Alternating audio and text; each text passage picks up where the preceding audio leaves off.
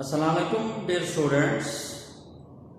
हम chapter number 1 के आखिरी फेज के अंदर role of biology for the service of mankind को डिस्कस कर रहे हैं। तो इसमें अभी तक हमने प्लांट्स के लिए और फूड की प्रिजर्वेशन और उसको प्रोड्यूस करने के लिए कुछ मेथड्स की डिस्कशन की है, और हमने ये भी देखा कि what is integrated disease management. So students, इसके बाद हमने देखना है जो दूसरा बहुत बड़ा मेजर फील्ड है और स्कोप ऑफ बायोलॉजी है, वो ये है कि can biological knowledge help for disease control. This is second scope, second goal of discussion. Yes of course students, disease control के हवाले से ओवरऑल बायोलॉजिकल नॉलेज जो है वो हमें 3 वेज के अंदर बहुत ज्यादा आगाही फराहम करता है या अपना रोल परफॉर्म करता है। ये बायोलॉजिकल नॉलेज सबसे पहले जो यूज होता है वो है प्रिवेंटिव मेजर्स, जिसको आप लोग हिफाजती इकदामात का नाम देते हैं। सो बीमारी फैले इससे पहले लोगों के अंदर एक अवेयरनेस पैदा की जाए, उनको बता दिया जाए कि इस अंदाज से कोई डिजीज जो है वो प्रीवेल करती है, वो फैलती है। So this is called preventive measures. हम इसकी डिटेल में भी जाते हैं। सो स्टूडेंट, दूसरा तरीका ये है कि ओवरऑल जो लोग हैं उनके इम्यून सिस्टम को स्ट्रॉन्ग किया जाए, and this is obtained in the vaccination.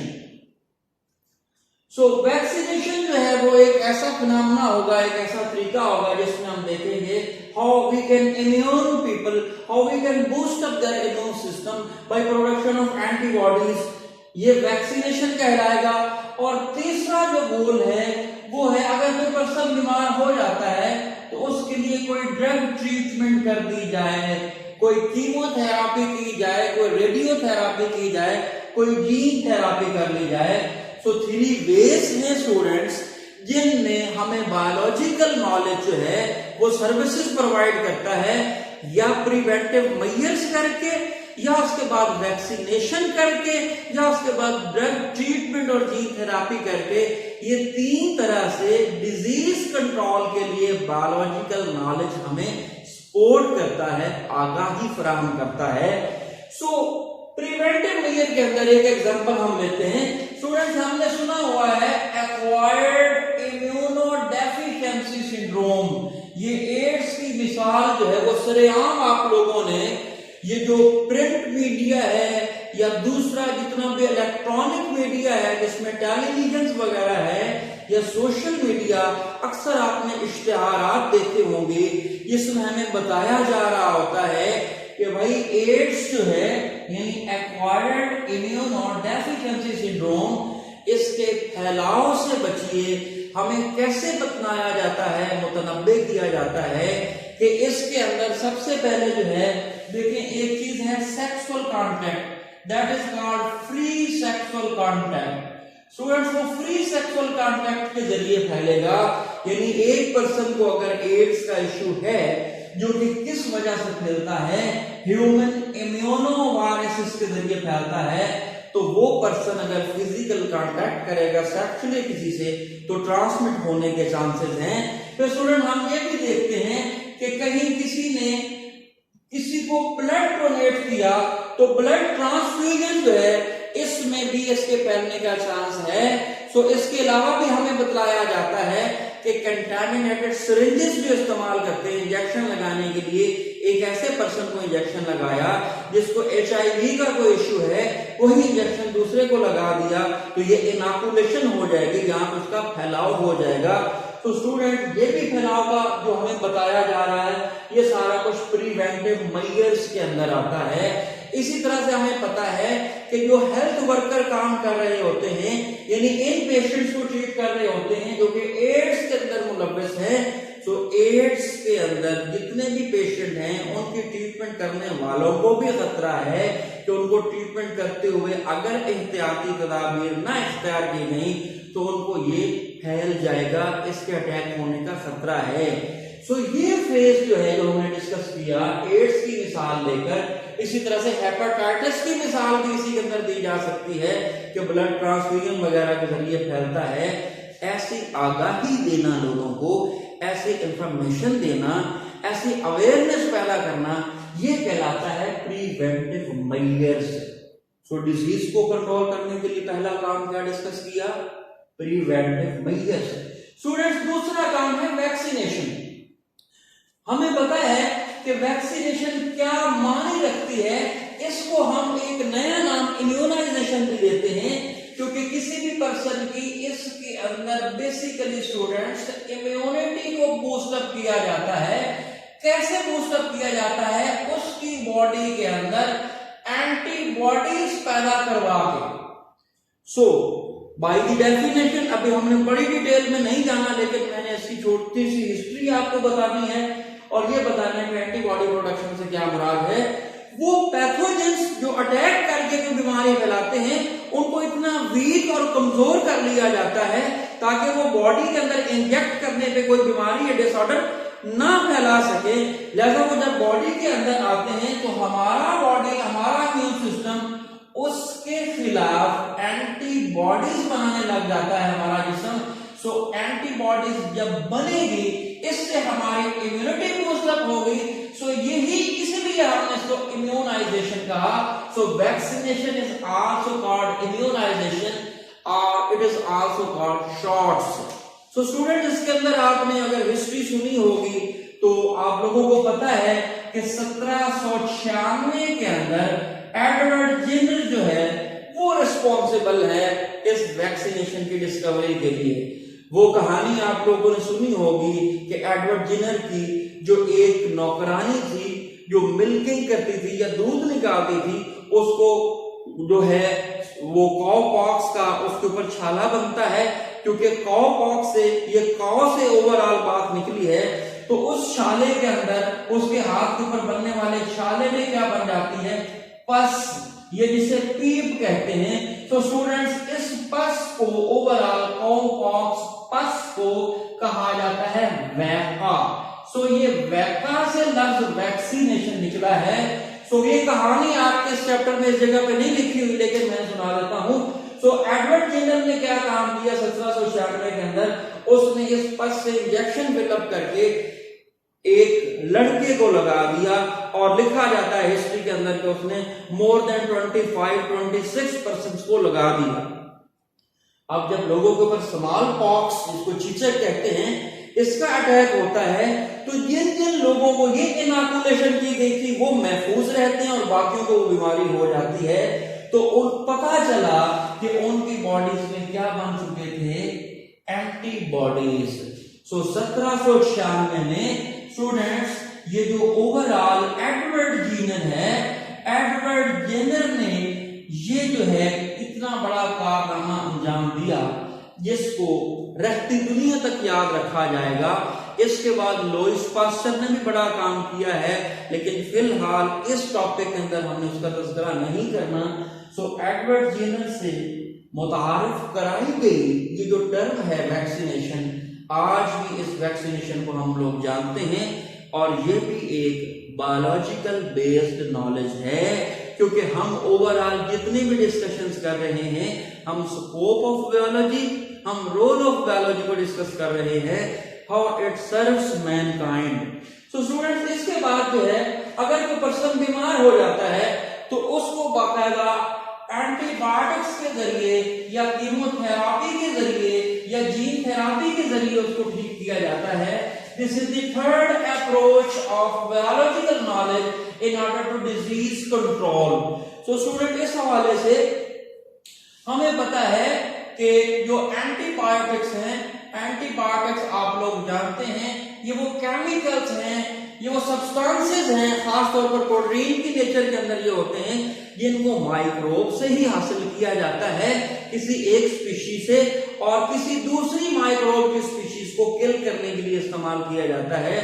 So whenever any person got disease, उसको इलाज करने के लिए क्या रेकमेंड किया जाता है? एंटीबायोटिक्स। एंटीबायोटिक्स के बाद अब हम देखते हैं कि ओवरऑल कैंसर जो है, जिसको हम बाय द डेफिनेशन जानते हैं कि कि cancer is uncontrolled division of the cells ultimately producing a structure that is called tumour. अगर खुदा ना खास्ता कोई ट्यूमर बनता है तो ऐसा कैंसर वाला पेशेंट जो है उसके लिए अब तरीकाकार इलाज क्या है? एक ये है कि इसको कुछ केमिकल्स जो हैं उनसे अटैक करवाया जाए ताकि वो केमिकल्स जो हैं वो इस ट्यूमर को किल करें और मजीद नए ट्यूमर्स ना बनने दें। This approach is called chemotherapy. So chemotherapy जो है ये लव स्टूडेंट्स दो अल्फाज से मिलकर बना है। Chemo mean chemicals and therapy mean treatment, या जिसको उर्दू में आप इलाज कहते हैं।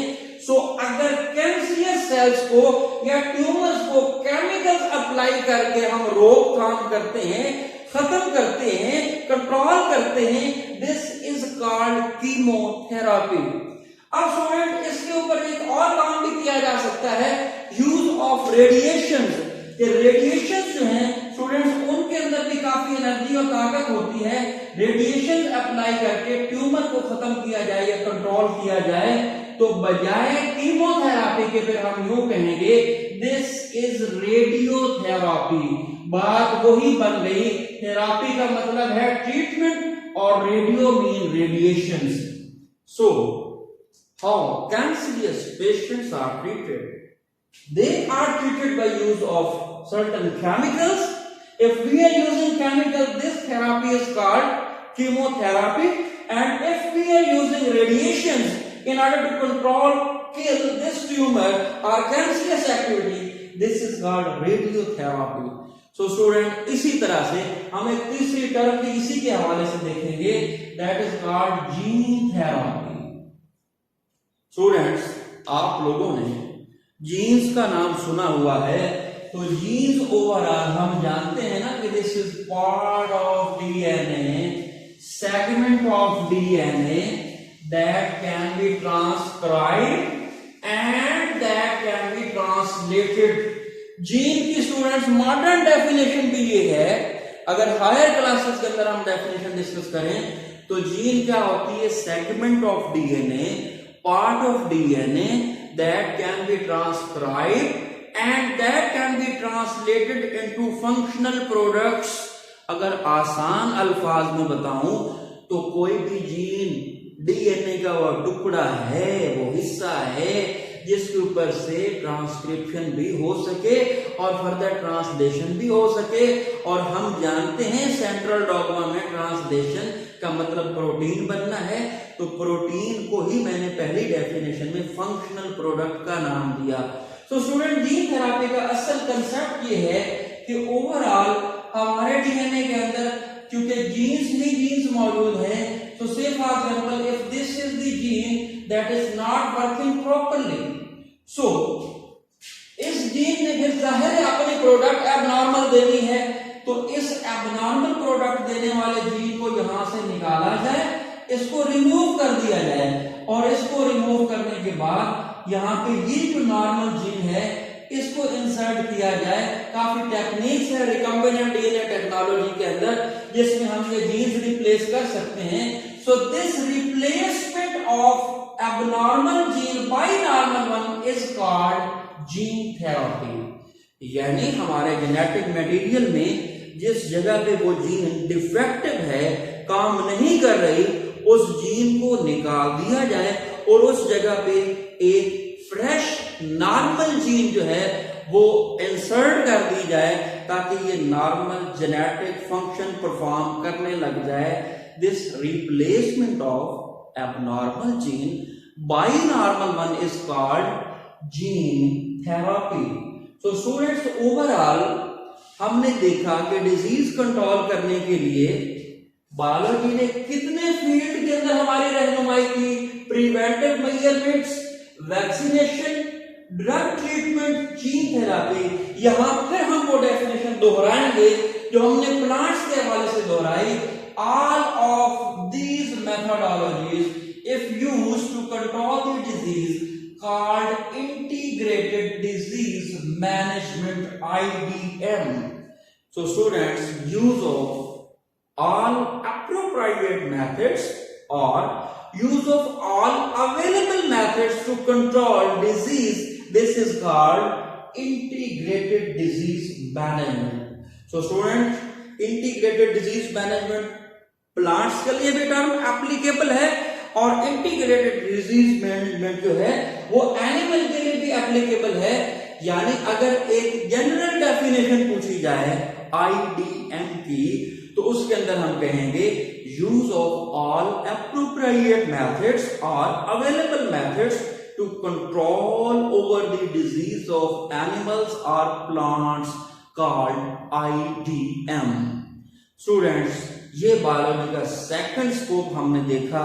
इसके बाद हमने थोड़ा सा प्रोसेस अगले लेक्चर के अंदर देखना है क्लोनिंग का, how we can produce identical copy of living organism. उसका स्टूडेंट पूरा प्रोसीजर हमने डिटेल डिस्कस करना है। इंशाल्लाह वो आने वाले लेक्चर में डिस्कस होगा, क्योंकि अब उसको हम डिस्कस करते हैं तो ये लेक्चर बहुत लेंथी हो जाएगा। सो कमिंग लेक्चर के अंदर हमने क्लोनिंग को डिस्कस करना है, ये आर्टिफिशियल क्लोनिंग कैसे होती है या ह्यूमन कंट्रोल के अंदर क्लोनिंग कैसे करवाई जा सकती है, और नेचुरली क्या ये होती है या नहीं होती, इस क्वेश्चन का आंसर भी हमने तलाश करना है और हमने जाना है toward end of this chapter. इंशाल्लाह हम कुछ लेक्चर्स के अंदर इस चैप्टर को खत्म करेंगे। उम्मीद है आपको ये मेरी काविश, मेरी गुजारिशात पता चली होंगी। इंशाल्लाह आने वाले लेक्चर में दोबारा मुलाकात होगी। तब तक के लिए अल्लाह हाफिज।